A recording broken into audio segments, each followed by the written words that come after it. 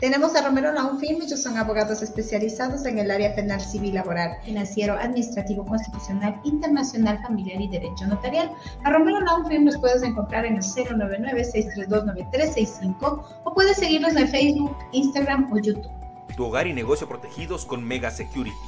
Instalación y venta de sistemas de seguridad, soporte técnico, centro de vigilancia y monitoreo desde $25 mensuales las 24 horas al día, los 7 días a la semana. Puedes contactarnos al 098-132-8006 o en megasecurityrl.com. La Notaría 85 del Cantón Quito, a cargo de la Magister Mercedes Cóndor Salazar. Pueden encontrar información de sus trámites en la página web notaria85quito.com.es. Pueden contactarlos al 02-207-5934 o al 098-119-6814. Atienden de lunes a sábados, están ubicados diagonal al Parque Central de Conocoto y aceptan todas las tarjetas de crédito. También tenemos a Buena Salud Integral, agenda tu cita al 099-992-0360 o en su correo electrónico buenasalud@gmail.com. Sus consultorios están ubicados en la Mariana de Jesús y Pradera frente a la Flaxo y puedes seguirlos en Facebook e Instagram. Puerto Quito Lodge, a solo 3 horas de Quito para que vayan, se relajen y disfruten en este manantial natural. Encuentren toda la información en sus redes sociales, tanto en Facebook como en Instagram, y a través de WhatsApp al 0999-900-128. Puerto Quito Lodge. Colegio Tecnológico Particular Pichincha, ubicado en la parroquia de Conocoto. Ellos tienen ciclo básico, bachillerato, mecánica automotriz, electrónica, electricidad. Recuerda que están en el barrio Pichincha, en Conocoto, y su número de celular es del 099-4244-642. El Colegio Virtual Economista José Moncada Sánchez, a través de su modalidad 100% virtual, brinda la oportunidad de iniciar, continuar o concluir estudios de educación básica y bachillerato.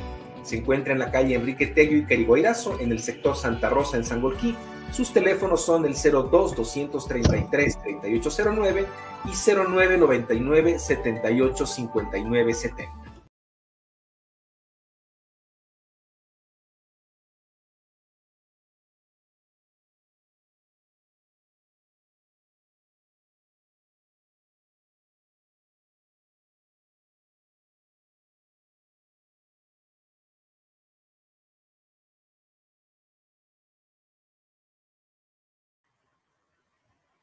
Nicolás, están sin el micrófono. Perdón, buenas noches a todos y todas. Estaba con el micrófono muteado, pero decía que queríamos primero agradecer a Radio La Trinchera por darnos este espacio para diálogos filosóficos. Y agradecemos igual a la retransmisión que nos hace Las Voces de Milán. El título de hoy es Razonabilidad y Lógica Jurídica. Hoy tenemos a dos invitados especiales que nos van a hablar de esto. Tenemos a Fabián Mejía, ¿sí? Él es estudiante de Filosofía, Derecho y Canto. Se ha dedicado a dar clases y le gusta mucho la lógica, las matemáticas, y en los últimos años ha entrado al campo de la interculturalidad. Y tenemos también a Marcelo Vázquez. Marcelo tiene una licenciatura en Filosofía en la PUCE en el año 86. También ha realizado una maestría en Filosofía en Pittsburgh en el año 90 y una maestría y doctorado en la Universidad Católica de Lovaina, sí, también en Filosofía. Es profesor de la Universidad de Cuenca y tiene más de 22 artículos en el tema de filosofía en general. Además, es discípulo directo de Lorenzo Peña, que es de quien nos va a hablar hoy, de donde toma su tesis principal. Buenas noches, Marcelo. Buenas noches, Fabián. Buenas noches, Nicolás, Fabián. Muy amable de estar una vez más participando en este programa de Radio La Trinchera, a quien de mi parte doy mis más calurosos agradecimientos. Bien, recordemos el título de la programación para esta noche es Razonabilidad y Lógica Jurídica. Entonces, personalmente yo voy a exponer la posición que presenta Lorenzo Peña, quien es a la vez doctor en filosofía y doctor en derecho, y por lo tanto se siente perfectamente cualificado como para hablar de temas de filosofía del derecho. Quisiera empezar mostrándoles este texto. Fue publicado en el 2017, Visión Lógica del Derecho, y del cual voy a exponer las ideas principales de los capítulos 1 y 2. Entonces, bueno, tras de mí tengo un pizarrón y ustedes ven, creo que en algún momento hacia el final del programa me voy a referir. Aquí tenemos el sistema de lógica nomológica de Lorenzo. Obviamente estoy utilizando ahí notación simbólica, como no puede ser de otra manera, pero no quiero que la intervención, mi participación en esta noche sea técnica, sino más bien quiero mantenerme a nivel puramente filosófico. Cuando sea necesario, obviamente recurriré a las fórmulas que están a mi espalda en el pizarrón. Bueno, empecemos, creo que definiendo qué es la razón o qué es razonar. Creo que en sentido técnico, y eso relacionado con la lógica, razonar significa sacar una conclusión a partir de unas premisas, utilizando una regla de inferencia. Perdón, no pude leer. Fabián, ¿tenías un mensaje? Sí, pero es más para Nicolás. Sigan nomás. Ya. Perdón. Bien, les decía que razonar en sentido estricto lo entiendo en el sentido plenamente lógico de sacar una conclusión a partir de unas premisas, y eso utilizando una regla de inferencia. A ver, para que todo esto quede claro, porque es fundamental, voy a poner un ejemplo, que es muy sencillito. Se le enseña a los estudiantes cuando están en el bachillerato. Todo hombre es mortal, Sócrates es hombre. Ahí tengo yo dos premisas y la lógica me permite sacar la conclusión de que, por lo tanto, Sócrates es mortal. ¿Sí? Eso es razonar. Ahora, quisiera distinguir razonar de argumentar. Aunque tal vez en el lenguaje ordinario, razonar, argumentar significan lo mismo, creo que deberíamos hacer una distinción. Argumentar es una actividad diferente que significa dar alguna razón, alguna justificación, un fundamento, una motivación para una tesis que uno hace, pero no necesariamente utilizando un razonamiento, ¿sí? Entonces, en ese sentido, argumentar es una actividad menos exigente, menos rigurosa, pero en todo caso lo que está haciendo es presentar alguna justificación para una afirmación que uno hace. Y, por ejemplo, pensemos en la existencia de Dios o la existencia del alma. Si es que yo quiero razonar, entonces tengo que utilizar la lógica. Presentaré ciertas premisas y de ahí, con la lógica, saco una conclusión que es: Dios existe. Eso es razonar. Pero si es que no llego a ese grado de elaboración, lo único que estoy haciendo es argumentar, dar alguna razón, alguna motivación para defender mi creencia, ¿sí? Entonces, los abogados, por ley, y también el juez, están obligados a razonar, lo cual quiere decir que tiene que utilizar la lógica.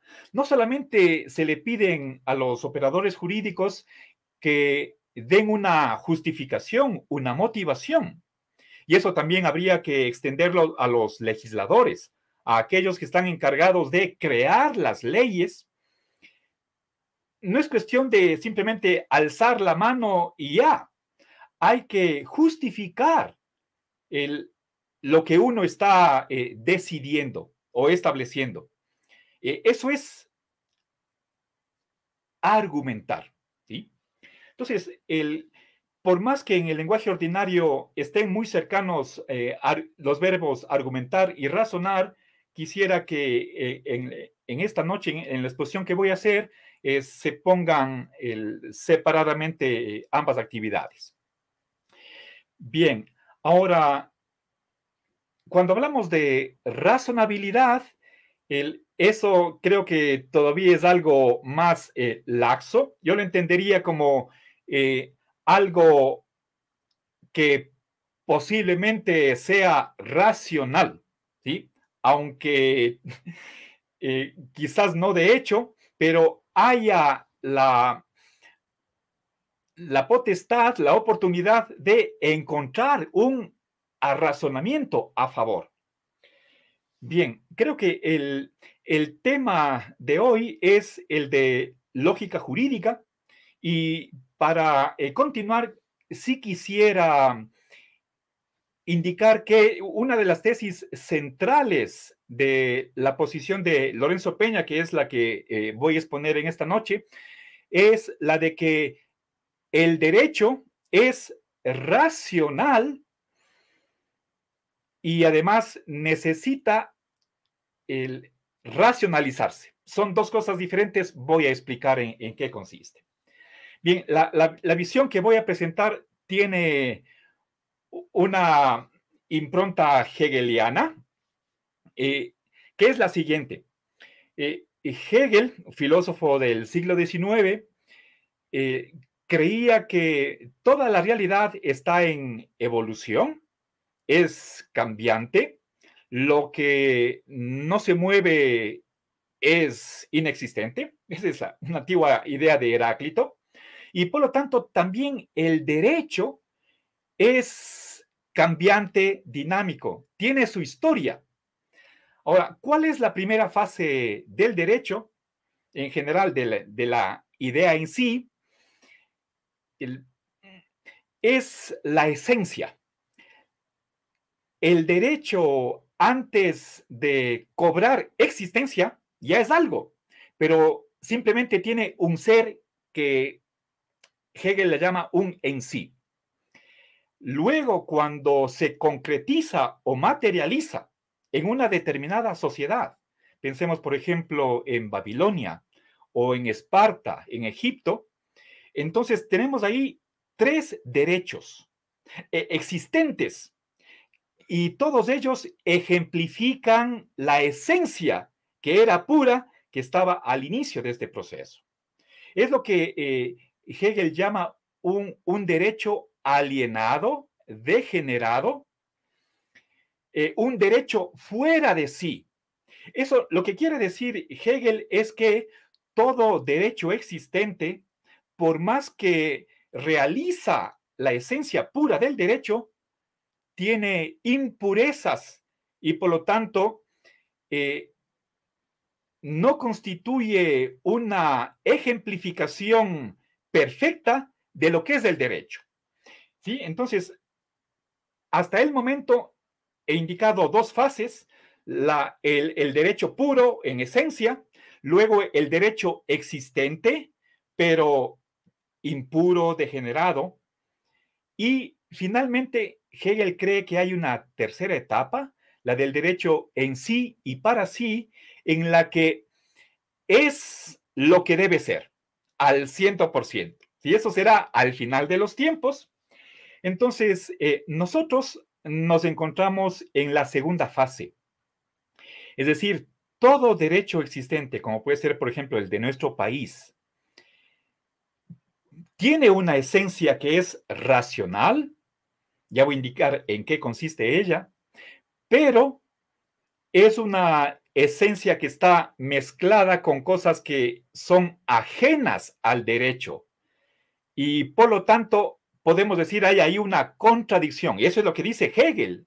y es lo que piensa también Lorenzo Peña, una contradicción entre el derecho existente, tal como es, y la esencia pura del derecho, puesto que en el ordenamiento jurídico de cualquier sociedad hay muchas normas que no se ajustan a lo que debería ser, entonces lo que tiene que hacer el jurista, lo que tienen que hacer los legisladores y muy posiblemente también los jueces, en la medida en que la conciencia pública lo permita, o la conciencia jurídica, tienen que modificar ese derecho para irlo depurando, para que se acerque cada vez más y más a la esencia pura. Eso es la racionalización, ¿sí? Racionalizar el derecho, hacer que cada vez el derecho existente real se aproxime paulatinamente, gradualmente, más y más, por medio de reformas legislativas, a lo que debería ser. Y que, por supuesto, si nosotros recorremos la historia del derecho, empezando desde Hammurabi, 4.000 años antes, vamos a ver que ha habido un progreso. Y obviamente lo habrá en los años posteriores a nivel mundial, internacional, en todas partes. ¿Sí? Bueno, eso significa que hay un progreso jurídico. No estamos en la misma situación que hace 100 años, que hace 200 años. Estamos mejor. ¿Sí? Bien. Ahora, entonces, para entender esta contradicción que se da entre derecho real, derecho como es y derecho como debería ser, necesitamos aceptar de entrada, ya desde el comienzo, una lógica no clásica que permita la contradicción. ¿Sí? Hegel es conocidísimo por afirmar que la realidad es contradictoria, una tesis que luego heredaron Marx y Engels, el materialismo dialéctico, y eso obviamente choca con la lógica clásica, que nos viene desde Aristóteles, pero que en realidad el espíritu ya está en Parménides en el siglo V antes de Cristo. Parménides decía que es imposible probar que lo que es no es. Y obviamente se estaba refiriendo a Heráclito, que afirmaba lo contrario, que somos y no somos. ¿Sí? Entonces, hay dos maneras de entender la realidad. En la tradición dialéctica, creemos que el mundo es contradictorio y por lo tanto también el ordenamiento jurídico es contradictorio. No solamente posiblemente contradictorio, sino realmente contradictorio. ¿Sí? Hay conflictos de derechos. Puede ser un derecho de bienestar que colisione con un derecho de libertad, conflicto de valores, o al interior, por ejemplo, de los derechos de libertad. También la libertad de uno está en conflicto con la libertad de otro, etcétera, etcétera. Estamos plagados de contradicciones. Entonces, una lógica jurídica, si quiere adecuarse, reflejar cómo es la realidad, tiene que ser una lógica paraconsistente que admita, que tolere la contradicción y no se desmorone. Entonces, creo que cuando nos hacemos la pregunta de qué lógica jurídica es la correcta, la adecuada o la idónea, para que con ella razonen todos los operadores jurídicos, abogados, jueces, fiscales, notarios, registradores de la propiedad, etcétera, tenemos que tener un criterio para hacer esa elección. ¿Sí? Bien, entonces, resumiendo lo que he dicho hasta el momento, todo derecho es racional. Ahora, en parte esa racionalidad negativamente está caracterizado por la exclusión o el rechazo de la arbitrariedad. Si nosotros pensamos por un momento lo que fue el paso de una monarquía a una república, entonces vamos a recordar que en el antiguo régimen el monarca era quien ejemplificaba la justicia. Y eso quiere decir que en parte el soberano, el rey, era quien juzgaba los casos que se le presentaban. Pero en una monarquía que se suele decir absoluta, en el sentido de que no estaba, la actuación regia no estaba limitada por una constitución, como lo era la grandísima mayoría, por no decir todas las monarquías hasta el siglo XVIII. Entonces, la ley era la voluntad real, nada más. Y esa voluntad podría ser caprichosa, antojadiza, no estaba limitada por nada. Bueno, quizás estoy exagerando un poco, pero esa era la tendencia. Cuando pasamos a una república, entonces se ponen límites a la actuación del soberano. Obviamente ya no va a ser el rey, ahora va a ser el presidente del gobierno. Pero el presidente no está por encima de la ley. Entonces, lo que es justo es lo que manda la ley.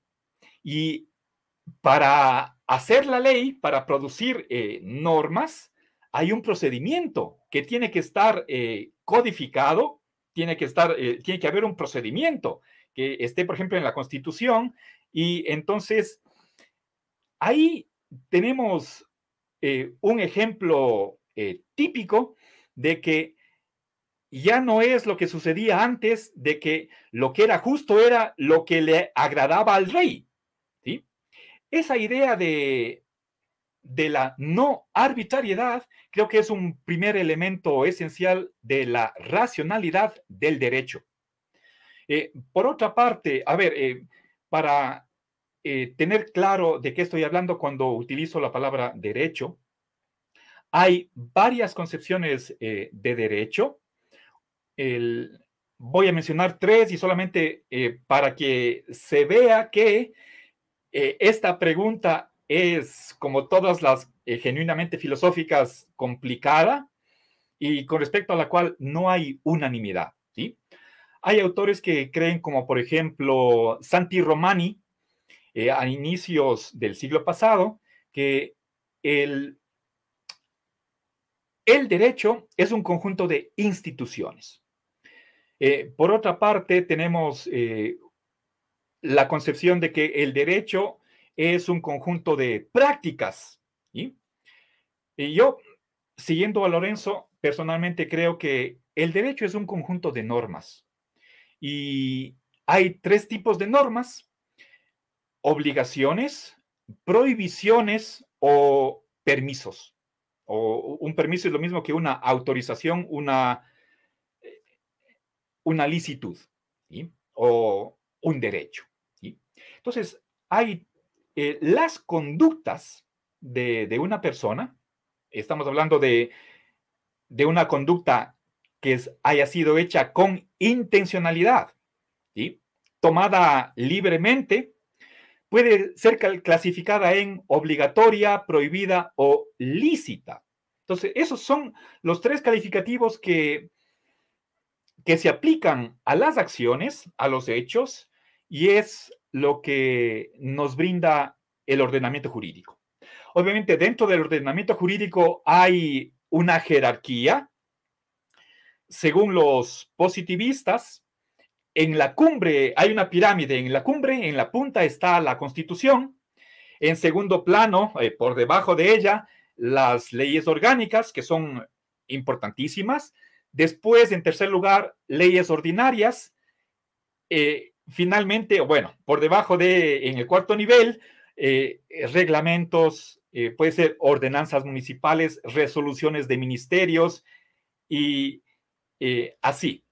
Pero ya es algo más específico, algo más puntual.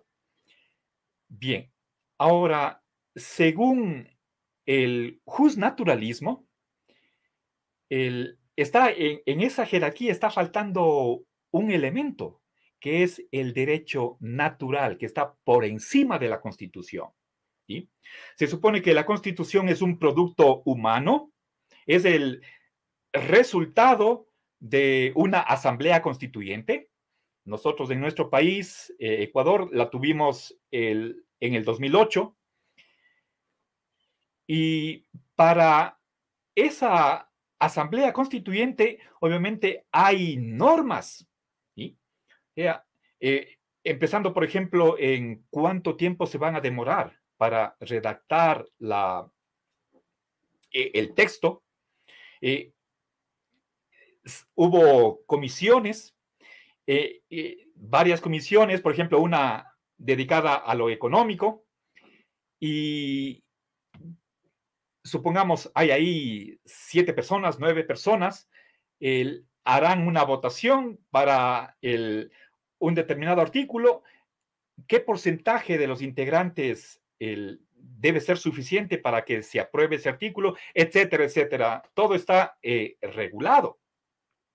Ahora, entonces, los positivistas creen que toda ley es el resultado de una voluntad, de una decisión.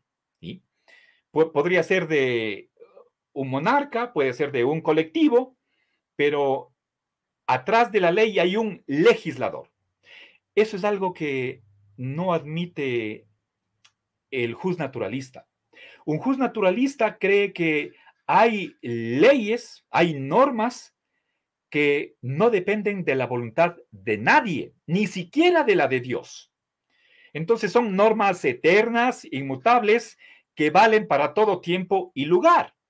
¿Sí? Ejemplos de esas normas están acá atrás a mi espalda, en el pizarrón. Ya me voy a referir más tarde a ello. Parte del derecho natural es la lógica. ¿Sí? A ver, y esos principios de la lógica no es que han salido de una asamblea, ¿sí? Queramos o no, estemos a favor o en contra, estos principios tienen validez. Nosotros los descubrimos. ¿Sí? Ya, tarde o temprano tengo que referirme a esto, puesto que es el tema central, la lógica jurídica, que es el núcleo del derecho natural. En cambio, desde un punto de vista justpositivista, los asambleístas se reúnen y están sometidos a normas puramente procedimentales, pero no de contenido. No hay absolutamente ninguna restricción que pueda direccionar o coartar las deliberaciones que van a tener los asambleístas, ni siquiera los derechos. Por ejemplo, un autor famoso positivista, Zagrebelsky, él dice que los fundamentos de los derechos humanos están en la Constitución. Y la Constitución es un producto de la correlación de fuerzas. Es lo que se hace en una asamblea. Por votación, por ejemplo, tenemos 2/3 partes o 3/4 de los asambleístas, y eso se propone al pueblo, quien finalmente vota, y por mayoría tenemos una ley fundamental. Ahora, por supuesto, hay una distinción dentro de todas las escuelas. Hay positivistas que creen que no se puede establecer cualquier ley y que necesitamos, por ejemplo, apoyarnos en la moral o en la ética, ¿sí? O en ciertos valores, ¿sí? ¿Cuáles valores? Supuestamente habría, bueno, yo sí creo, ¿sí? Valores como la justicia, la igualdad, la solidaridad, etcétera, la hermandad, la fraternidad, la libertad, que deberían ser presupuestos al momento de elaborar una ley. Un positivista estricto no va a a admitir nada de eso. Toda ley, empezando por la Constitución, tiene que ser el resultado de una deliberación normada y, por lo tanto, la ley es lo que haya decretado la autoridad. ¿Sí? Hablando de la Asamblea, o sea, nosotros delegamos a ciertos representantes para que ellos hagan el trabajo y finalmente el pueblo en un referéndum es el que confirma o ratifica o no lo elaborado por los asambleístas. Pero lo que quiero dejar claro es que desde el punto de vista de los positivistas, no hay, al momento de elaborar una ley, ningún presupuesto que limite la actuación de los asambleístas, excepto lo puramente procedimental. ¿Sí? Nada de contenido, ni siquiera los derechos. ¿Sí? En cambio, para un jus naturalista, el derecho tiene una esencia, que no es el producto, el resultado de una decisión humana, y simplemente se basa en la socialidad, en el ser social de los miembros de una comunidad. Los justnaturalistas viejos o antiguos hablaban de que es la naturaleza humana, el ser humano, la base de las normas. Y eso es, por ejemplo, la posición de Santo Tomás. Pero obviamente se podría decir que el ser humano como individuo aislado, con su racionalidad, con su conciencia, con sus intereses, con sus planes de vida, etcétera. Kant hablaba de la dignidad humana. Esa es una visión individualista. Creo que desde una óptica colectivista podríamos decir que lo principal del ser humano es que es una especie social, un ser social, y es en esa socialidad en donde está la base, una de las bases para el derecho. Me parece bien, Marcelo, que podamos hacer una primera pausa aquí. ¿Correcto?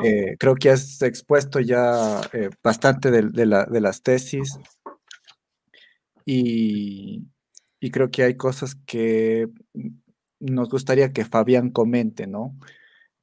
Yo también tengo algunos apuntes que igual después quisiera como ver si hay algunas aclaraciones sobre lo que has dicho, pero no sé, Fabián, si tú ahorita tienes ya argumentos, preguntas para poder avanzar en el diálogo. Muchísimas gracias, Nicolás. Buenas noches. Marcelo y los que nos escuchan. Creo que he seguido muy, muy atento lo que dice Marcelo y estoy muy, muy de acuerdo en casi todo, ¿no es cierto? Siempre me quedan algunas dudas. Creo que un elemento muy, muy importante en el derecho es el de la predecibilidad de la actuación del juez, ¿no? Es decir, esperar de las decisiones judiciales una posibilidad o varias con un alto grado de probabilidad que eso ocurra. Su motivación, ¿no es cierto?, debe enmarcarse en esa probabilidad. Y si se aleja de esa probabilidad, ¿no es cierto?, debe ser motivada de manera exhaustiva. Por una parte, ¿no es cierto?, por una parte debe explicitar el por qué o cómo se convenció de los hechos. Ese es un elemento, ¿no? Es decir, e incluso si es necesario, ¿no es cierto?, en muchas ocasiones hay que interpretar la norma. Entonces, ¿en qué se basó para interpretar de esa manera la norma? ¿Por qué aplica esa norma, por qué no otra, no? ¿En qué sentido esa elección es adecuada y pertinente? Entonces, por eso yo digo, estoy muy de acuerdo, el campo de lo razonable evita que en los espacios de discrecionalidad que tiene el juez, ¿no es cierto?, dentro de lo que la ley le permite, porque eso está establecido ya normativamente, no sea caprichoso, no sea irracional o que tome decisiones subjetivas, ¿no? Que no demuestre imparcialidad o que también no demuestre independencia, por ejemplo, ¿no? Entonces, todo en esto es justamente, yo creo que estamos de acuerdo con Marcelo. Hay posiciones dentro del derecho, sobre todo las del realismo jurídico, que indican que eso de lo racional y lo razonable no es posible. No es posible en la actuación de un juez, que eso es algo que en realidad responde a un sistema de cuestiones de voluntad, ideología, sus propias experiencias, corazonadas, ¿no? El que escapan al control racional. Una vez un abogado me decía que él fue juez muchos años. Él decía que él se concentraba mucho en los primeros minutos del juicio, porque decía que luego, él como que él ya sabía quién tenía la razón. Es como que, como digo, esas corazonadas, como decía, tal vez su experiencia, ¿no? Muchos años, y es como que ya, entonces el resto ya era como un trámite nomás. y, y buscaba, ¿no es cierto? Indagaba en base a esa intuición, no sé si la palabra está bien utilizada, pero al menos, digamos, si no usamos la palabra intuición, al menos la hipótesis personal que él tiene frente a lo que va a ser la resolución del caso. Entonces, estas corrientes indican que los fallos derivan de causas psicosociológicas, posiciones ideológicas, políticas, ¿no es cierto? Y porque son esas situaciones las que están detrás de los problemas jurídicos. Ahora, esto, hay una profesora de Derecho de México que es la que como plantea de esta manera y dice, frente a estas posiciones, sin embargo, ella se llama Susana González, ¿no? Esta profesora mexicana, y dice, sin embargo, ya en el contexto democrático en el que nosotros nos desarrollamos, y Marcelo estaba ya explicando cómo fue ese desarrollo, ¿no? Lo monárquico, la república y ahora la democracia, lo racional y la razonabilidad nos permiten aportar con instrumentos a, a esta democracia, a la participación, al control social, al análisis, que luego al final van a constituir en esa retroalimentación con todo el sistema el legislativo, ¿no es cierto?, que crea las normas, el jurídico, el control, el, el ejecutivo, ¿no? También la, las diferentes funciones que en Ecuador tenemos algunas más, ¿no? Pero que se van entrelazando y que nos permiten como dar esa característica del derecho que es importantísima, que es la seguridad jurídica, ¿no? Que decíamos antes, ¿no? Porque podemos prever las consecuencias jurídicas de nuestros actos. Y a partir de eso nosotros ya podemos ir poniendo las bases de un diálogo jurídico o que tiene que ser accesible a todos. Esa también es otra característica importante. No puede ser, tiene que ser capaz esta motivación del juez o este desarrollo de la sentencia tiene que ser en lo posible entendido por todos, ¿no? Al menos con una base mínima poder entenderse. No tiene que ser demasiado sofisticado, tiene que también, y eso también permitiría, entonces, como decía, el análisis, el control y al mismo tiempo la posibilidad de, de un desarrollo científico de los procesos jurídicos. Las conclusiones deberían ser coherentes, ¿no es cierto?, con cierta perdurabilidad en el tiempo. Esas son como unas características mínimas, ya digo, de de razón y razonabilidad. ¿Por qué? A pesar de esa crítica del realismo jurídico, que no es tan, ¿no es cierto? Ya no es algo que podamos negarlo del todo, ¿no es cierto? Pero a pesar de eso, nosotros vamos a buscar darle esos fundamentos. Ahora, en lo que sí me quedan, y yo creo que todo eso que acabo de un poco sintetizar, también el pensamiento de Susana González, y también creo que en eso estamos bastante cercanos con el pensamiento de Marcelo. Obviamente, no sé si aquí es el espacio para discutir, pero sí me gustaría, por ejemplo, eh, mm, preguntarle a Marcelo, más bien en el último aspecto que él desarrolló, en el sentido de que la necesidad de darle un, un debería ser que está fuera de, del proceso histórico del desarrollo jurídico del derecho, ¿no? Eso sí a mí digamos, me llama mucho la atención, porque fuera de todos los elementos que pudieran criticarse al positivismo, el, que bien ha señalado también Marcelo algunas críticas, pero el entender al derecho como un hacer humano, un corregirse humano, un ir aprendiendo, ¿no? Yo me imagino todas estas tablillas, todas estas experiencias jurídicas, luego las leyes, que todo este proceso, por ejemplo, en el derecho romano, se fueron poco a poco sistematizando. Bueno, hay un gran sistematizador, ¿no es cierto? Pero en ese momento era como experiencias humanas que luego se van traduciendo a ciertos códigos, a ciertos cuerpos legales, pero que se siguen probando y se siguen probando.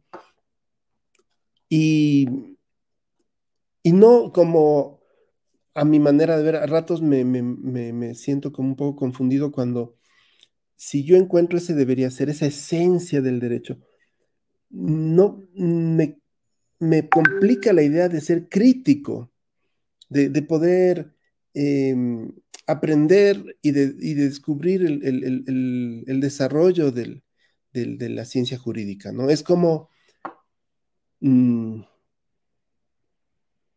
que no me permitiría avanzar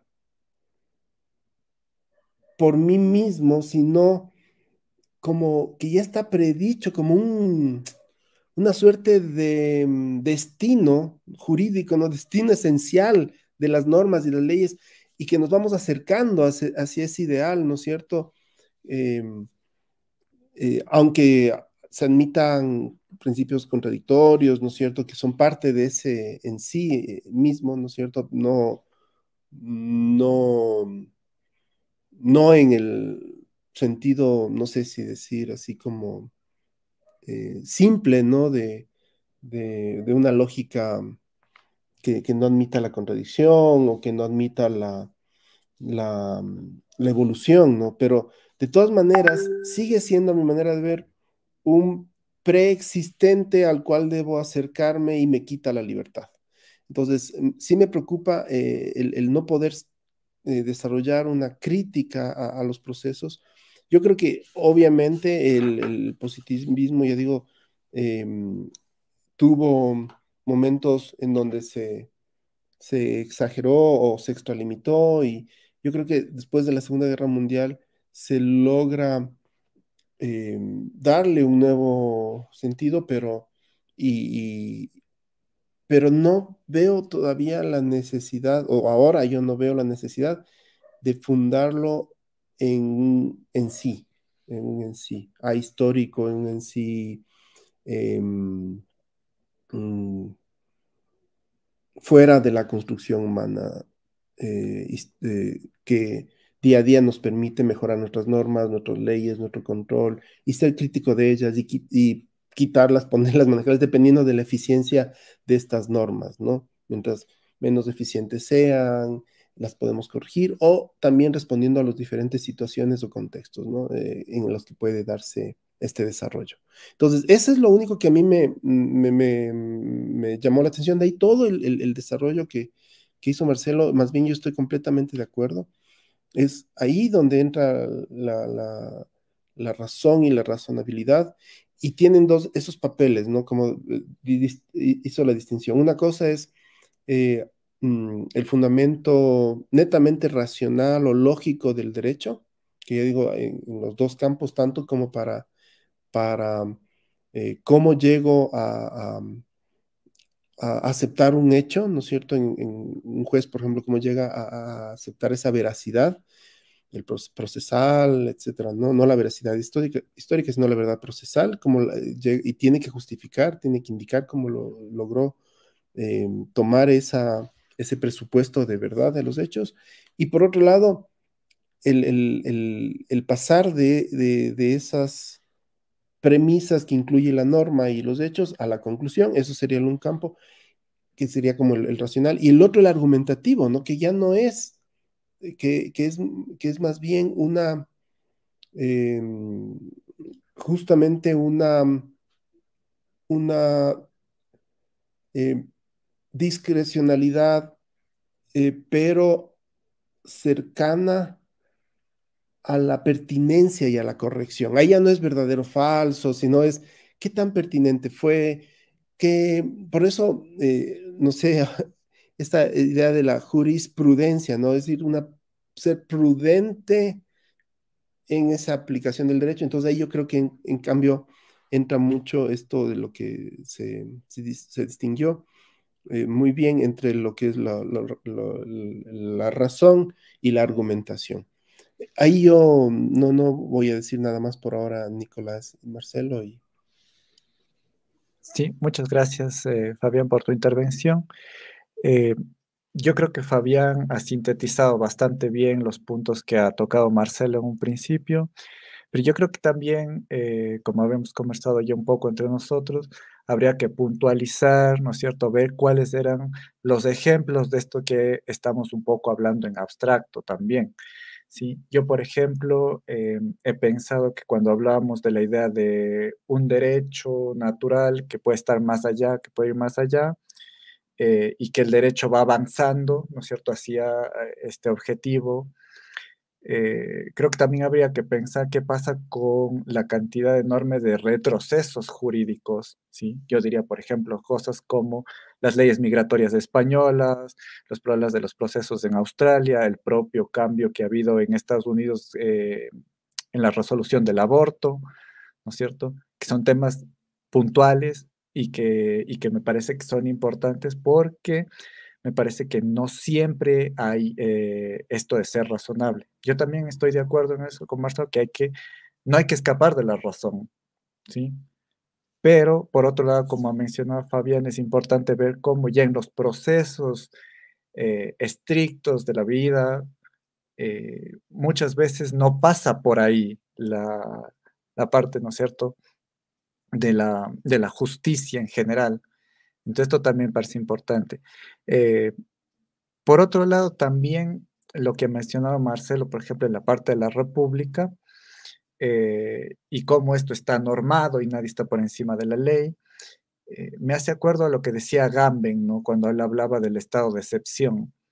¿Qué pasa cuando tienes algo como este estado de excepción que te permite hacer prácticamente todo lo que no puedes hacer y de repente se vuelve algo muy común que se toma en los países como hemos visto en América Latina? Y entonces también creo que ahí habría que pensar si hay realmente una razón, una razonabilidad o estamos o no caminando hacia allá. Estos son como mis puntos principales de lo que hemos tocado y más allá de lo que ya ha dicho Fabián.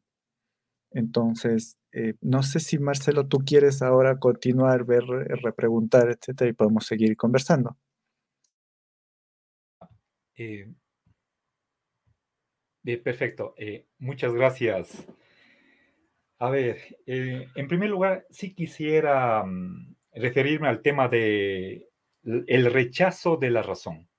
Los antiguos griegos tenían un término para el odiador de la razón, el misólogo. Eso ya en el siglo V.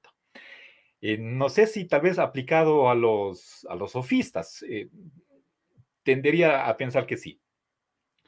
En nuestros días, bueno, desde tal vez el último tercio del siglo pasado, tenemos a varios posmodernistas que rechazan no solamente la razón, sino que es también el conocimiento, la ciencia, la verdad, los valores, incluso los derechos y el método. Estamos de un todo vale, de un nihilismo. Si es que nosotros quisiéramos discutir entre el racionalismo, el racionalista que defiende la razón como único justificativo de la verdad y un irracionalista, entonces me parece que va a llegar un momento en el que no hay cómo continuar el diálogo. Si es que el racionalista dice, si usted quiere convencerme, ofrézcame una demostración, deme un razonamiento, cuya conclusión sea la razón no justifica. Si es que el irracionalista acepta este desafío, podría idearse un argumento, 3, 4 argumentos, y en todos ellos va a concluir, por lo tanto, la razón no legitima la verdad, no es una garantía de verdad. Si es que lograra, y no dudo que haya argumentos en ese sentido, ¿cuál sería el balance de esa intervención del irracionalista? Creo que el irracionalista estaría con una victoria a medias, puesto que estaría admitiendo que para ser convincente hay que utilizar un razonamiento, ¿sí? Y entonces es lo que se llama una victoria pírrica, por referencia a un general Pirrón que ganó una batalla, pero perdió más de la mitad de sus hombres, ¿sí? Si es que quisiéramos un poco ahondar más en este diálogo, creo que llegamos a un punto muerto en el que simplemente tenemos que darnos la mano y separarnos, ¿sí? Entonces, creo que no podemos discutir todo. Va a llegar un momento en el que topamos un piso. Bueno, esa es por lo menos la posición de los fundamentalistas, como por ejemplo Descartes o el propio Aristóteles. Aristóteles es uno de los poquísimos filósofos que se inventan argumentos para defender, por ejemplo, el principio de no contradicción, ¿sí? Quien no admite el principio de no contradicción está quitando las bases, una plataforma común para dialogar, ¿sí?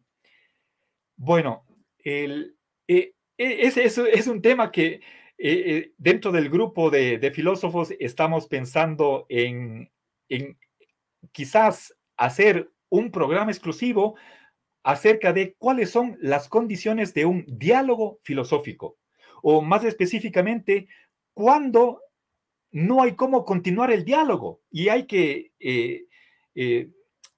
dar por terminado el mismo.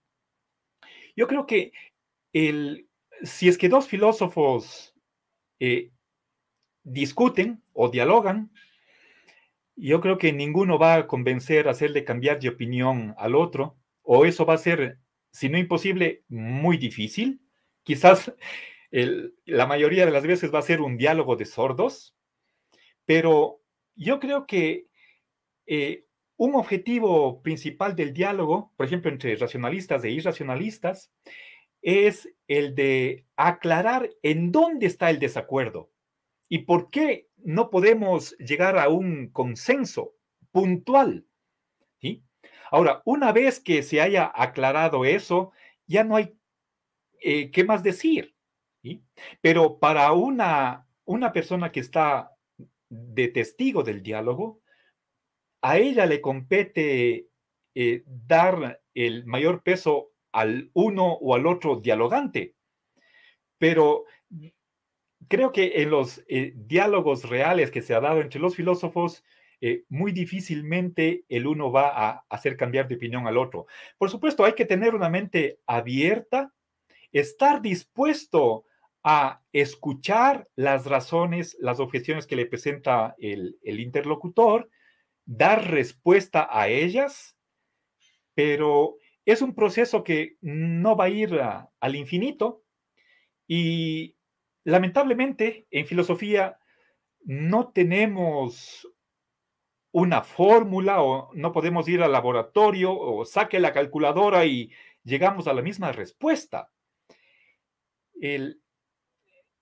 Eso es típico de la filosofía, el desacuerdo, el debate, la discusión, pero eso no debería hacernos pensar para concluir quizás apresuradamente que no podemos alcanzar la verdad.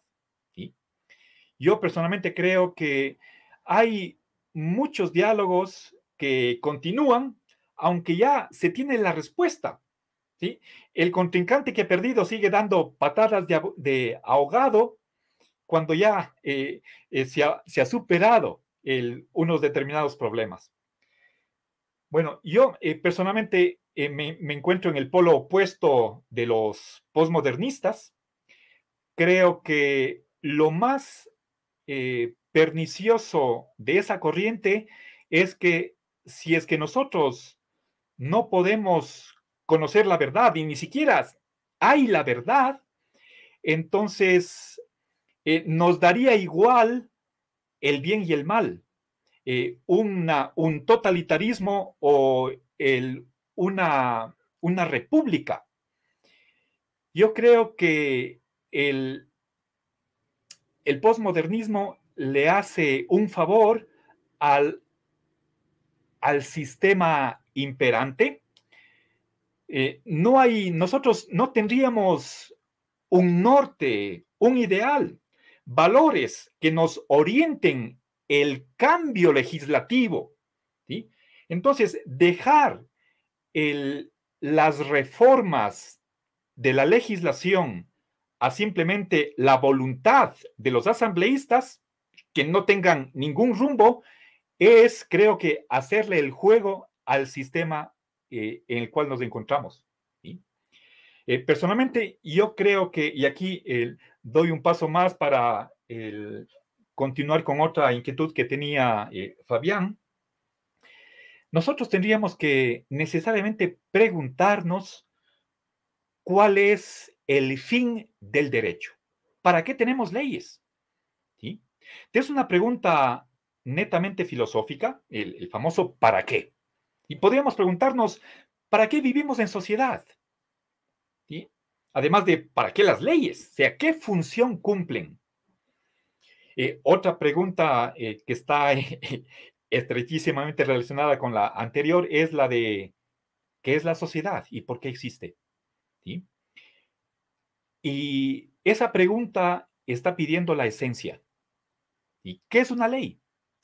Preguntas de ese tipo para un jus positivista son sin sentido. Las esencias, y se supone que ellas son eternas e inmutables, van más allá de la experiencia. Los positivistas son empiristas, creen que si una pregunta no es susceptible de encontrar una confirmación o refutación en la experiencia, en la observación, entonces esa pregunta no tiene sentido. Y así echamos al tacho la metafísica, la filosofía del derecho.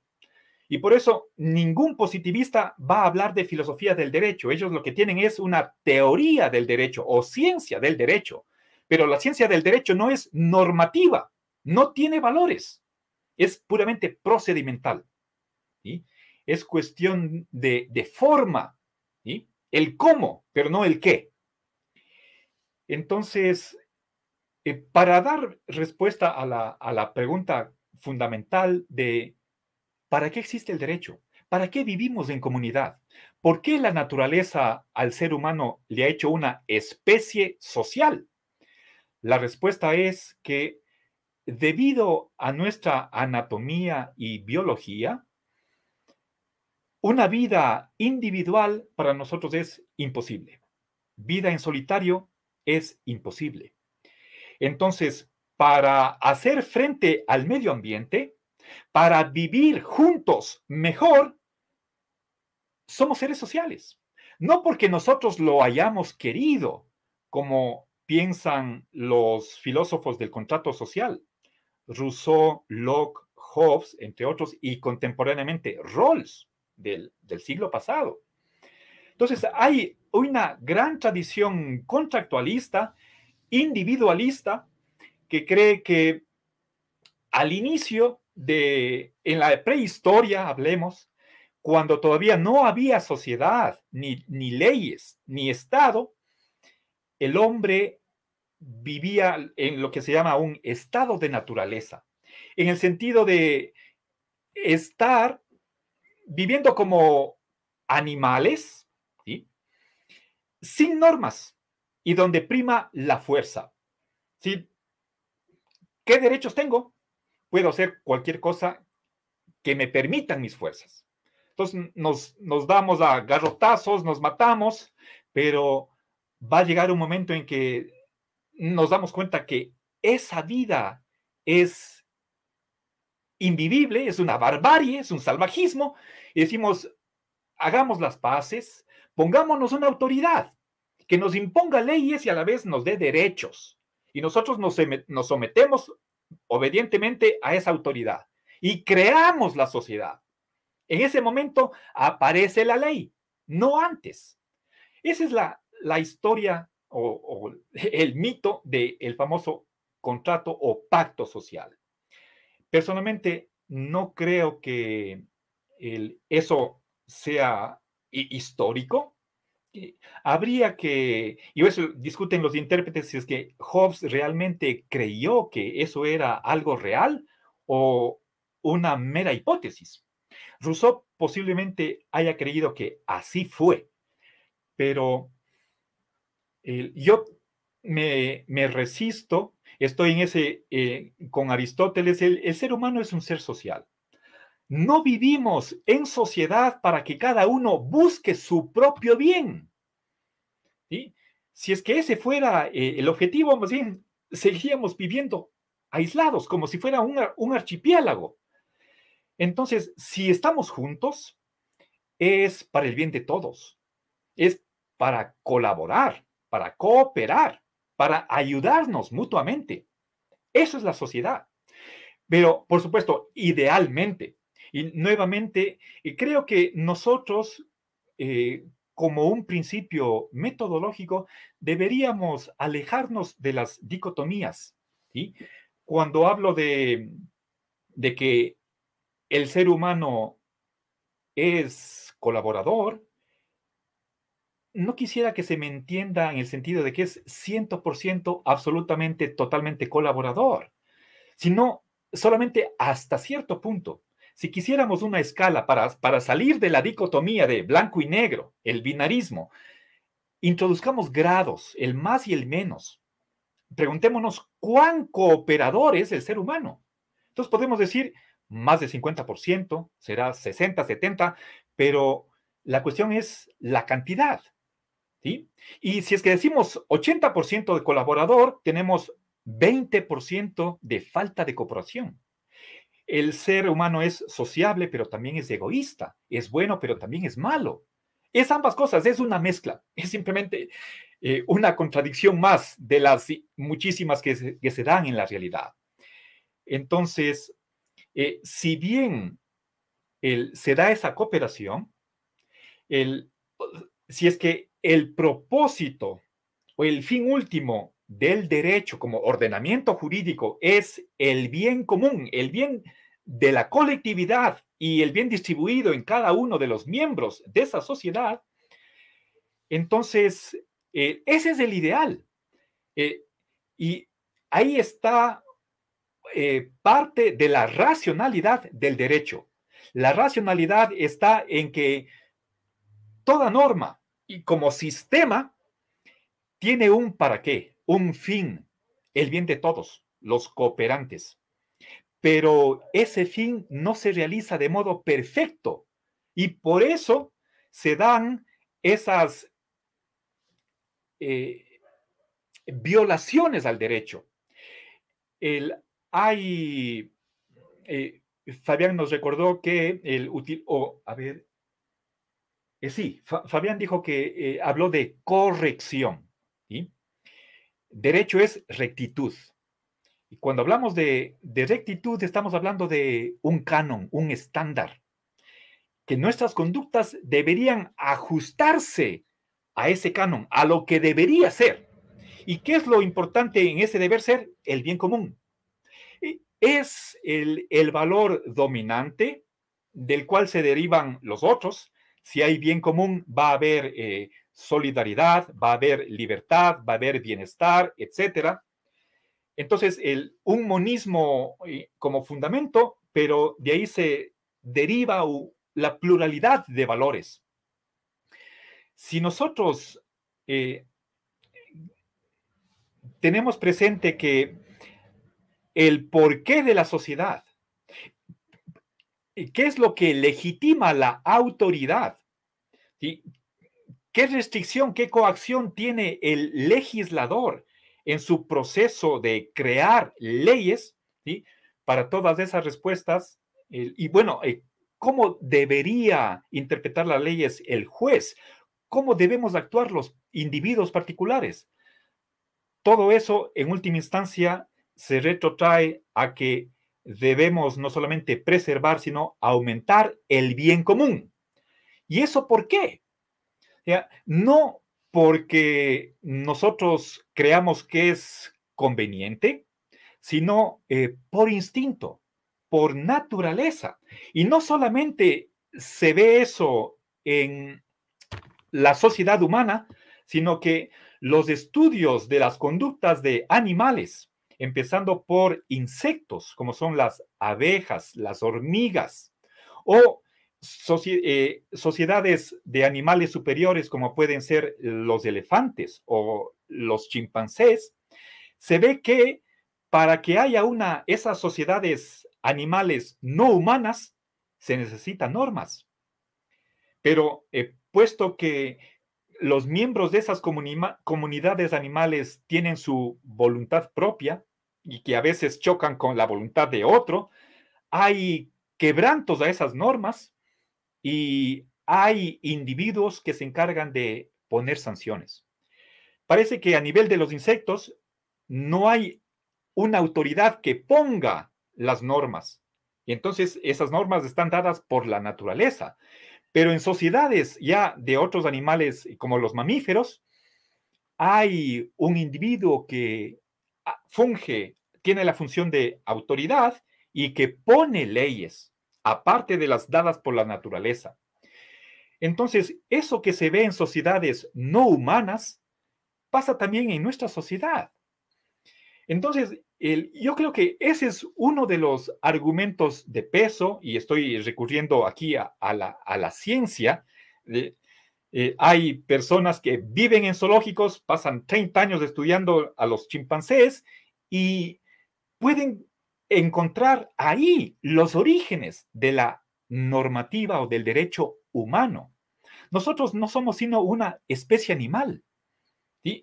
Por supuesto, tenemos especificidades, nos distinguimos gradualmente de otras especies, pero el derecho humano es simplemente un ejemplo del derecho natural. ¿Sí? Entonces, con esto yo quisiera simplemente indicar que el ordenamiento jurídico de una sociedad, como puede ser la de nuestro país o la de cualquier otro, tiene dos componentes. Uno que resulta de la elaboración de los encargados de hacer las leyes y por otra parte hay normas que tienen vigencia jurídica pero que pertenecen al derecho natural, ¿sí? Y aquí, si quieren, creo que es el momento de poner un ejemplo de una norma que pertenece a la lógica jurídica, ¿sí? Es el modus ponens jurídico, ¿sí? Permítanme, está acá, en primer lugar. No sé si alcanzan a ver, ¿sí? Ah, no, perdón, acá. Es un axioma, el modus ponens jurídico. Explico, esto está en notación simbólica, pero voy a poner un par de ejemplos para que todos los televidentes nos puedan entender, ¿sí? Bien, miren, aquí tengo, es obligatorio que si es que tenemos un hecho A, entonces haya una consecuencia B. Esa es primera premisa. Aquí tenemos ese signo, significa la I, en vez de eso podría poner un punto y coma. La segunda premisa es que sucede este hecho A, esta acción A, y por lo tanto, la consecuencia, la conclusión que hay que sacar es la obligatoriedad de este consecuente, ¿sí? Ese es el modus ponens deóntico. A ver, permítanme, estoy buscando mi marcador, ¿sí?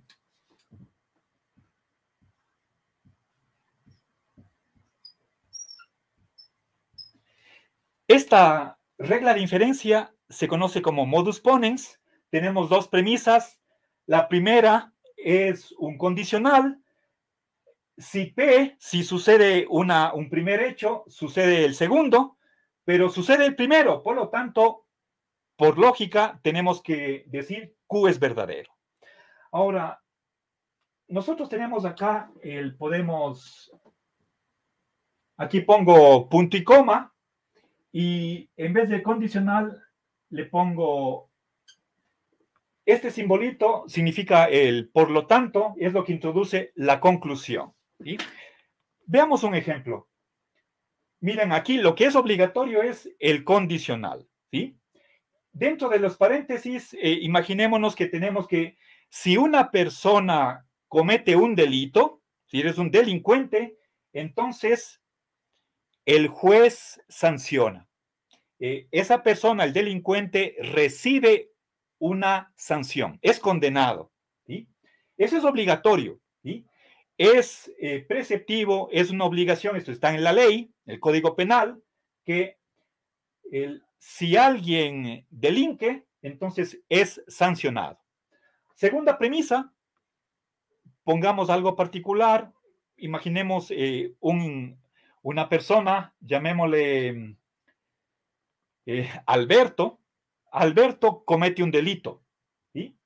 A partir de estas dos premisas, sacamos la conclusión de que Alberto debe ser sancionado, ¿sí? O, con otras palabras, el juez debe condenarle, ¿sí? Ese es el modus ponens deóntico. Veamos otro ejemplo para que se capte, ¿sí? Marcelo, te iba a decir que justo en esta parte que estás explicando, me parece que el ejemplo que ahorita has puesto está claro, pero sería, creo que importante en este espacio también conversar justo con Fabián para algo que habíamos tocado la vez anterior que nos reunimos un poco, que es el tema de lo intercultural entre la diferencia, ¿no es cierto?, entre este universalismo y el relativismo cultural, que creo que me parece que es un tema complicado de resolver, porque por un lado, obviamente, creo que aquí estamos, o sea, a favor de los derechos humanos en general, ¿sí? Pero también, como mencionó Fabián en algún momento, es difícil decir cómo dentro de una comunidad funcionan sus propias prácticas de justicia y de legislación, ¿no es cierto? Entonces, yo sí quisiera preguntarles, a ver si también Fabián puede intervenir un poco en cómo verían o cómo propondrías tú en esta lógica, cómo propondrían ustedes, mejor dicho, si tengo cultura A, cultura B, cultura C, pero claro, tú, según lo que entiendo, es que hay un derecho natural por sobre estas, pero como vemos en el, digamos, en el mundo real, hay un choque, pues unos contactos que no van. Y a mí me parecería interesante ver eso y ver con justamente esta lógica de los ejemplos. ¿Qué pasa, por ejemplo, como tú dices en este primer ejemplo lógico que has puesto? ¿Qué pasa si en una cultura, en una legislatura, si esta persona debe ser castigada, pero en esta otra no? Entonces creo que hay unos conflictos interesantes, pero que nos podrían como ayudar, justo como tú decías, ¿no? A establecer un diálogo para poder ir caminando, no sé, por un lado hacia un derecho natural que está sobre todo, o por otro lado, como decía Fabián, hacia una construcción histórica propia del derecho, pero en todo caso me parece interesante ver sus puntos de vista, ¿no? No sé, Fabián, si quieres ahora mencionar tú también algo para poder Em, estar en el diálogo. sí, yo sí creo que estos sistemas, ¿no es cierto?, sociales o sistema de sistemas, ¿no? Sistemas económicos, políticos, jurídicos que están entrelazados en la sociedad, em, tienen saltos cualitativos y tienen procesos emergentes, ¿no? No necesariamente tienen que ser em, la respuesta otra vez, de un en sí, sino que justamente lo que ocurre entre, como mencionaba Marcelo, ¿no es cierto?, entre una hormiga y su colonia, ¿no? Es decir, la hormiga tiene un comportamiento muy simple y se enfrenta a retos muy sencillos, pero si tú ves cómo funciona la colonia y cómo la colonia toma decisiones, es impresionante la complejidad que llega a tener. Entonces, y no son procesos que guía la naturaleza, no, son procesos emergentes que se van justamente desarrollando en esa adaptabilidad y en esa constante prueba y error de la colonia, ¿no? Que no enfrenta el individuo, porque el individuo tiene una vida muy limitada, tanto temporal como en relaciones, pero sí le enfrenta a la colonia. Entonces, yo me iría más bien por ese lado. Em, Igual los orígenes del derecho, em, hay algunas posibilidades, pero em, no sé, por mencionar alguna que es interesante, es por ejemplo el, el- el- el problema de nuestra constitución, construcción psicológica, ¿no es cierto?, frente al incesto, del cual nace la norma. No, si la norma brota justamente de un repudio, de un proceso, ¿no es cierto?, de una construcción psicológica frente al incesto, y ahí viene lo prohibido, ¿no? Lo negado, de lo cual va a generar todo un sistema, ¿no es cierto?, de normativas que van a ir siendo cada vez más complejas. Y ese tipo de explicaciones a mí me parecen interesantes y alternativas a las que se propone. Por otro lado, en derecho siempre tenemos esta clasificación de casos simples y casos complejos, ¿no? Casos difíciles, ¿no? Entonces, los simples son aquellos en donde sí, definitivamente, este tipo de modus ponens funcionan muy bien. Está la norma, que es una obligatoriedad, ahí como decíamos, ¿no es cierto? Es obligatorio en el hecho de que se dé A, que se debe, ¿no es cierto? Y Y entonces se verifica que se haya dado el hecho A, por lo tanto, ¿no es cierto?, se concluye la consecuencia jurídica, ¿no? Antecedente jurídico, consecuencia jurídica, y muy bien explicada por Marcelo. Y por eso yo decía, hay muchos casos y ahí entra lo racional, ¿no es cierto?, en perfecto estado, no hay ningún problema. Incluso hoy en día, los jueces eh, con inteligencia artificial, aunque no se les da la posibilidad de ser jueces, ayudan muchísimo ahora. Es decir, la inteligencia artificial resuelve los casos y el juez, por lo general, aprueba lo que hace la inteligencia artificial en esos casos simples, ¿no? Es decir, hay unas situaciones que hay que tener en cuenta, ¿no es cierto? Tú sales del país, tienes más de $5,000, por lo tanto pagas un impuesto. Si tienes menos de 5,000, no lo pagas, ¿no? Son situaciones muy sencillas y pueden ser fácilmente resueltas por un algoritmo. En cambio, los casos complejos no. Los casos complejos requieren entonces ahí sí una razonabilidad, y a eso me refería a decir que no solo la razón en sí misma no le permite resolver el caso, porque debe tener en cuenta contexto, situación, estos sistemas que están involucrados, el económico, las tradiciones, las culturales, y entonces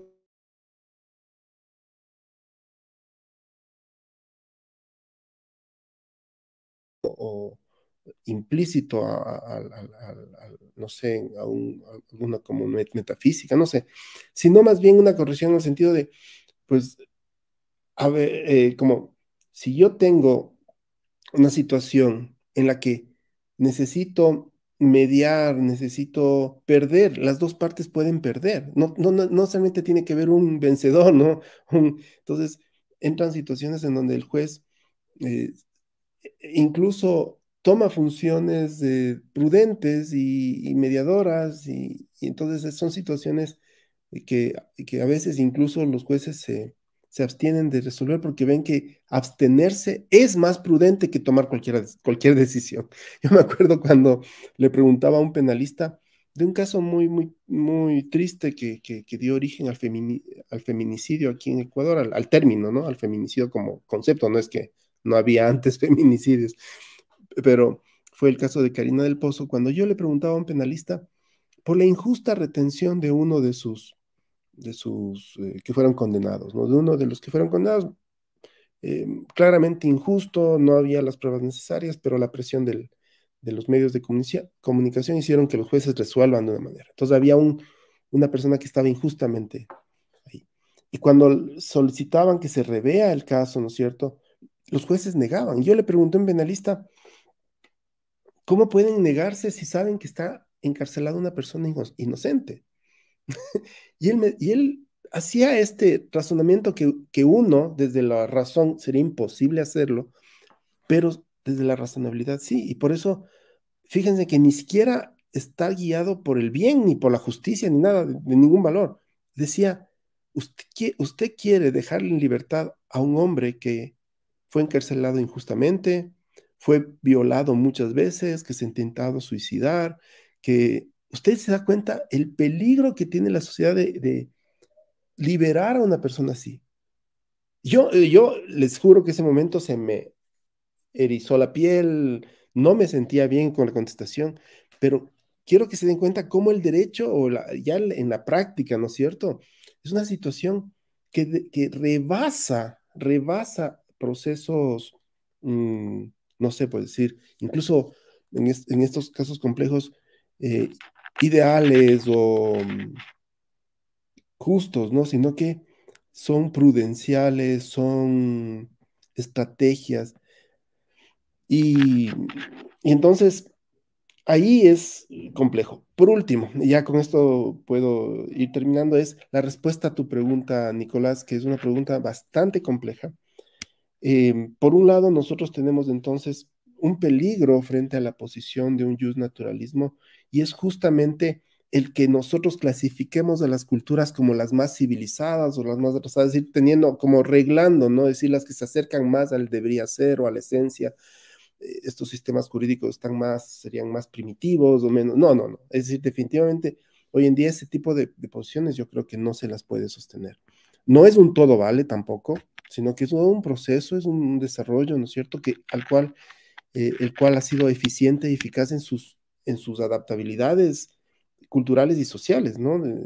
En el Ecuador la justicia indígena es un sistema reconocido plenamente desde la Constitución.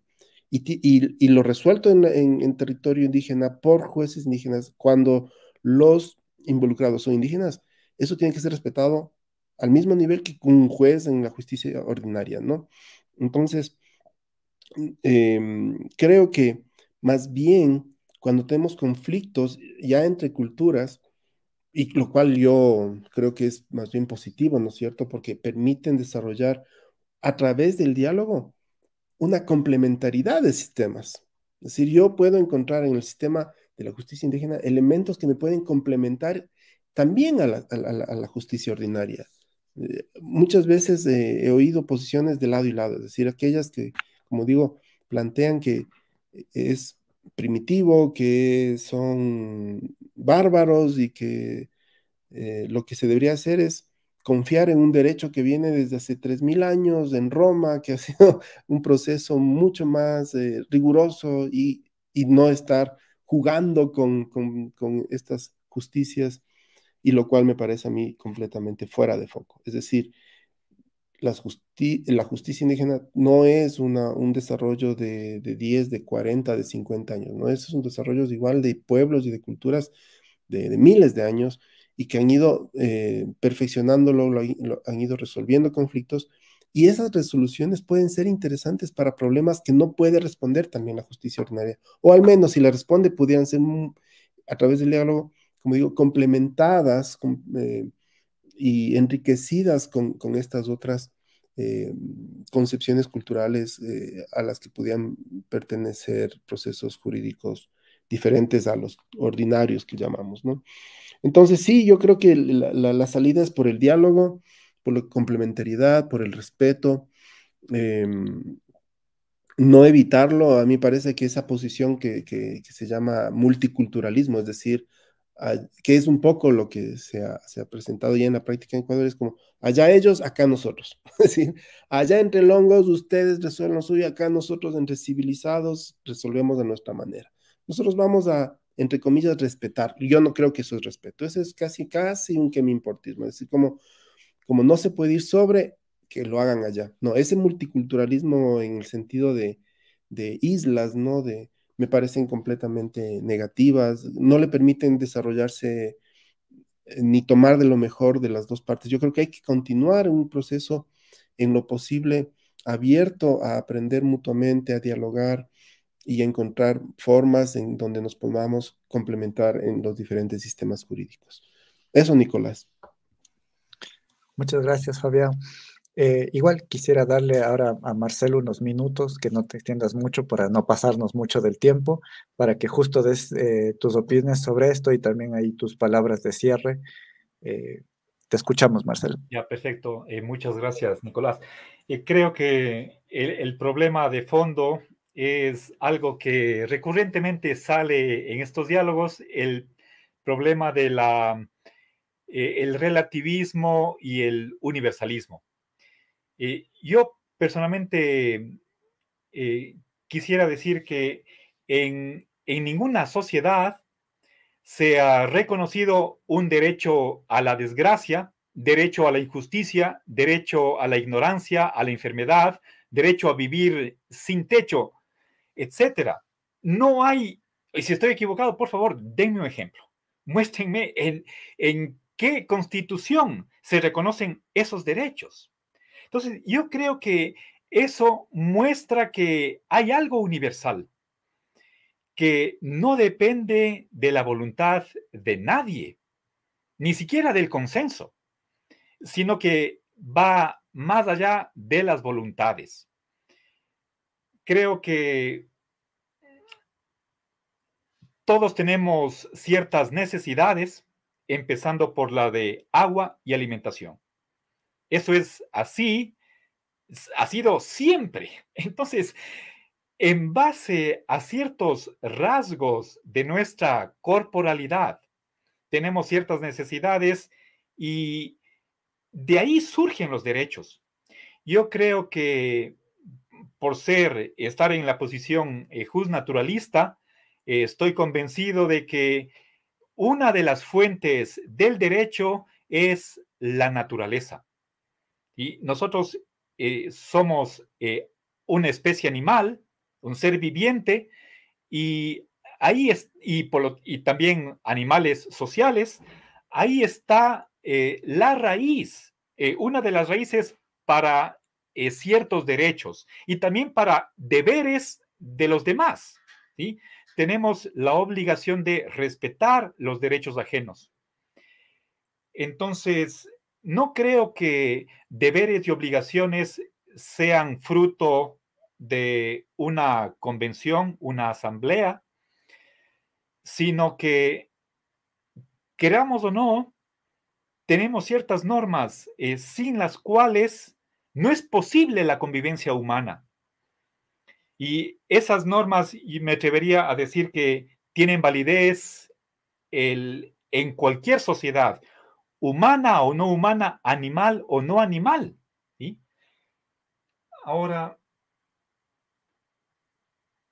por otra parte, la cuestión de un comentario que hizo o un ejemplo que puso Fabián, que si tenemos un conflicto entre justicia indígena y justicia que podríamos llamarla tal vez occidental para darle algún nombre, o concentrémonos en el Ecuador, en un país concreto, porque no tenemos un gobierno mundial, no podemos decir que el género humano o la raza humana, somos 7.500 seres humanos que habitamos en el planeta, no formamos una sociedad.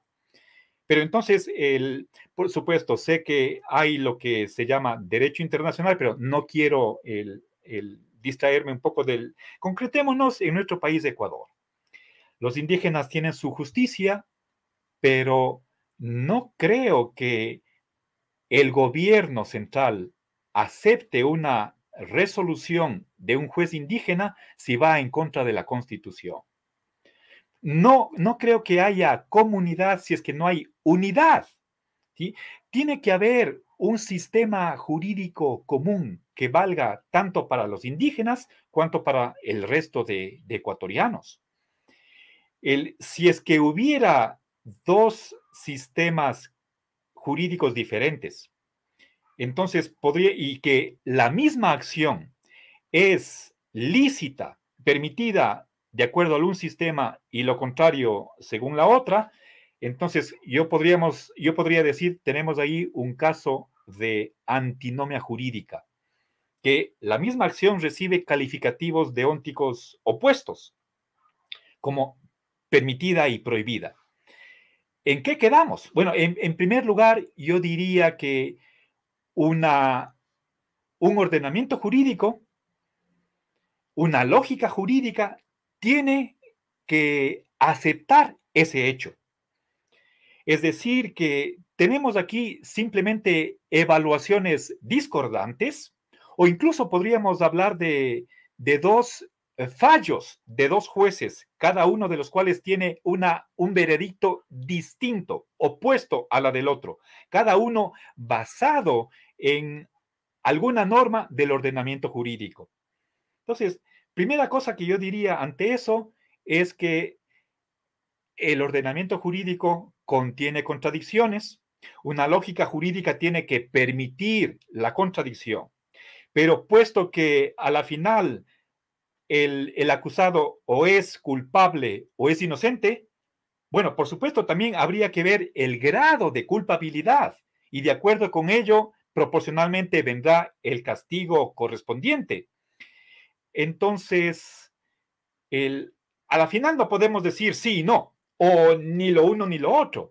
El juez tiene que decantarse, tiene que decir sí o no, y por supuesto ese fallo puede ser apelado. Tenemos una Corte Suprema de Justicia, que es el árbitro último, y ahí sí la palabra de esa corte es la última. Entonces, creo que la propia Constitución prevé esas contradicciones. Hay tres maneras clásicas, tradicionales, de resolver estas contradicciones. Hay una jerarquía. Hay leyes superiores y leyes inferiores. Hay leyes anteriores y posteriores. Hay leyes generales y específicas. Entonces, la Constitución nos dice que cuando la antinomia está compuesta por una ley superior y una inferior, la superior tiene prevalencia. Cuando la antinomia se da entre una ley de nuestros días frente a una anterior, la de nuestros días es superior, y así por el estilo. Entonces, el propio derecho ya tiene de antemano normas para resolver esas contradicciones. No estoy queriendo decir que sea algo sencillo, simple, Por supuesto, incluso doctrinariamente hay maneras diferentes de conceptualizar esas antinomias. Yo personalmente creo que ante dos evaluaciones diferentes de una misma acción, no es que la una no valga y solamente vale una. Yo puedo decir que ambas evaluaciones son verdaderas, pero una más que otra. ¿Sí? Ahora, yo sé que hay una corriente muy, quizás poderosa, no sé si mayoritaria, que trata de igualar las sociedades. Y ya el hablar de superioridad es incorrecto, diríamos. Yo personalmente sí creería que todas las sociedades evolucionamos. Tenemos muchas prácticas que son no del todo correctas y poco a poco podemos ir haciendo reformas, aprovechar ciertos resquicios que brinda el ordenamiento jurídico, ciertos principios, ciertos valores que ya están presentes en el ordenamiento jurídico y a partir de ellos hacer modificaciones en la legislación. Yo no creo en las revoluciones, en los cambios violentos fuera de derecho. Creo que nuestros tiempos no es para eso. Y, por supuesto, soy consciente de que hay muchas normas que son obligatorias y, sin embargo, no son para el bien común. Si nosotros todos podemos poner ejemplos de que hay normas que implementa el gobierno y que favorecen a un determinado grupo en vez de a toda la colectividad. Eso no es derecho, no debería constar en la ley, pero poco a poco, quizás a paso de tortuga, y quienes tenemos esa urgencia nos renegamos, pero no nos queda más si es que optamos por la vía legal de respetar el Estado de Derecho. Muchas gracias, Marcelo, por tus palabras finales. Yo creo que a la final me parece que hoy hemos logrado un diálogo, sí, que parece que era una parte muy importante, que se han expuesto los puntos. Yo tampoco, como tú decías, creo que uno vaya a convencer al otro o vaya a ser como una evangelización para que te conviertas al otro punto de vista, pero en cambio escuchar, que el público pueda ver las dos posiciones y ahí justo podamos discutir, criticar, ver hacia dónde nos decantamos al uno o al otro, como tal vez una posición en esto, un pedazo en este, pero eso es lo que me parece rico y creo que hoy hemos podido discutir bastante de esto.